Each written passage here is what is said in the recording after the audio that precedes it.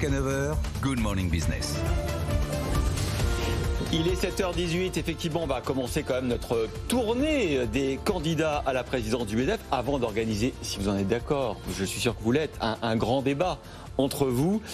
Pierre Brageux, vous êtes donc candidat à la présidence du MEDEF, vous êtes président de Toran, vous allez nous dire ce qu'est votre entreprise. Merci d'être là, je sais que vous avez eu un petit souci, un petit accident hier en venant nous voir, mais vous êtes apparemment tout va bien. Il n'y a pas eu de dégâts physiques, donc tout va bien. Merci d'être là. Et merci donc expliquez-nous en fait pourquoi vous avez décidé de vous présenter à la présidence du MEDEF. Alors, avant toute chose, moi, je suis un chef d'entreprise. J'ai créé l'entreprise que je dirige il y a 35 ans maintenant. Elle compte près de 3000 collaborateurs aujourd'hui. Et je suis un chef d'entreprise engagé à tous les niveaux de la structure MEDEF, départementale, régionale, nationale. Et je suis également président délégué d'une fédération professionnelle. Qu'est-ce que fait votre entreprise pour savoir qui vous êtes? Toran France est une entreprise de sécurité privée au sens surveillance humaine, donc avec 4 filiales. Et donc, notre métier, c'est tout ce qui est prestations humaines de sécurité. Donc, les 3000 collaborateurs sont répartis sur 4 agences en Ile-de-France, 9 agences régionales, donc on couvre l'ensemble du territoire national. On est même en train de s'implanter en Belgique au moment où on parle. Donc voilà, une entreprise qui au bout de 35 ans s'est bien développée. Et donc je suis engagé à la fois sur la partie territoriale du MEDEF, que je connais bien, puisque j'ai été président du MEDEF Hauts-de-Seine pendant 7 ans, vice-président du MEDEF Ile-de-France et vice-président du MEDEF national.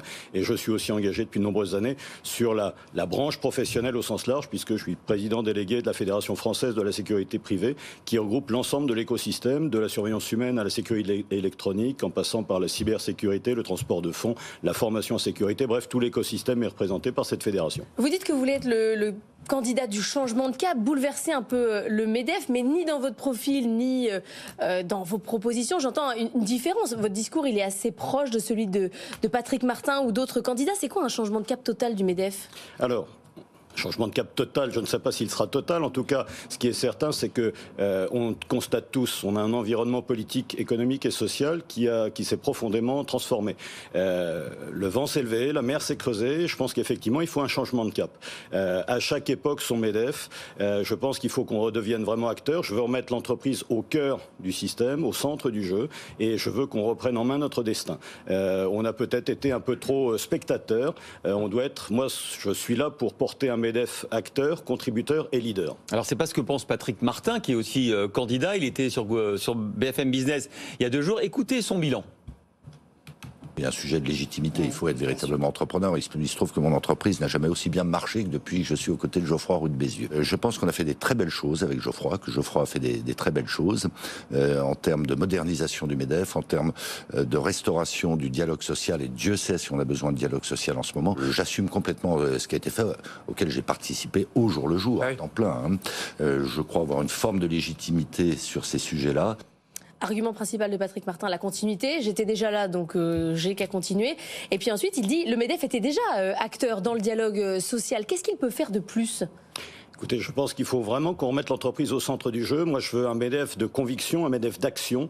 Là encore, la période, et il n'est pas question d'être comptable d'un bilan, s'appesantir sur ce qui a été fait pendant les 5 dernières années. Bien sûr que le MEDEF a beaucoup travaillé, c'est un collectif. Après, quel est le cap qu'on veut tenir pour les 5 années qui viennent? Et là, je veux un MEDEF beaucoup plus offensif, qu'on soit beaucoup plus à l'action. Et par exemple, vous auriez fait quoi de plus là? Par exemple, sur la réforme des retraites, vous seriez plus investi? Je pense que sur la réforme des retraites, on aurait dû plus investir. Effectivement, il faut impérativement une réforme des retraites, ça c'est une certitude. Je pense qu'on n'a pas été suffisamment loin. Je pense qu'effectivement... Geoffroy Roux de Bézieux estimait au départ, même s'il l'a soutenu, que c'était pas le bon calendrier, pas le bon timing. Oui, j'ai entendu Geoffroy dire ça. Je pense qu'on peut attendre éternellement. Moi, ce qui m'importe, c'est la pérennité du système de retraite. Je pense que la réforme actuelle ne va pas assez loin et je pense surtout qu'on n'a pas poussé certaines idées. Je vous invite à relire ce qu'a sorti l'Institut Sapiens, ce que j'ai co-signé, pour simplement porter des idées un peu nouvelles en disant...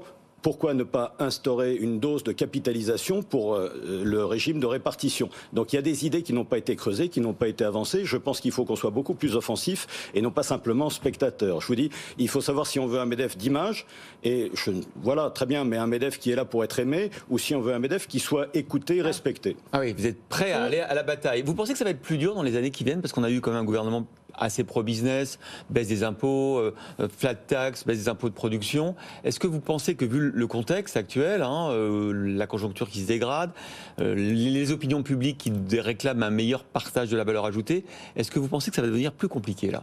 Écoutez, ce qui est certain, c'est qu'on est dans un environnement beaucoup plus difficile. On a tous traversé la crise Covid, on a tous rentré la tête dans les épaules en disant on reviendra au monde d'avant. On ne reviendra pas au monde d'avant. On a changé complètement de cycle, on est confronté à tout un tas de nouveaux phénomènes. Souvenez-vous, on a vécu avec une inflation proche de zéro pendant de nombreuses années, c'est fini, c'est derrière nous. L'énergie était abondante et relativement bon marché, là encore ça a changé. Bref, on pourrait multiplier les éléments de ce type-là. Je pense qu'effectivement, il faut qu'on soit beaucoup plus acteurs, contributeurs, leaders. Il faut vraiment qu'on propose, je pense qu'il faut qu'on fasse entendre la voix des entreprises et je pense qu'il faut qu'on soit beaucoup plus offensif. Vous allez aller jusqu'au bout parce que vous étiez déjà présenté la dernière fois, non ? Absolument, il y a 5 ans. Voilà, vous étiez sorti pour plutôt Patrick Martin. Là, vous allez aller jusqu'au bout. C'est une certitude, il n'y a pas de doute dans mon esprit. Bon, écoutez, on aura l'occasion de vous retrouver évidemment sur ce plateau. Et on sera avec Dominique Carlac, une autre candidate à cette élection. Ce sera lundi à 7h45 dans Good Morning Business. Pour le moment, il est 7h24.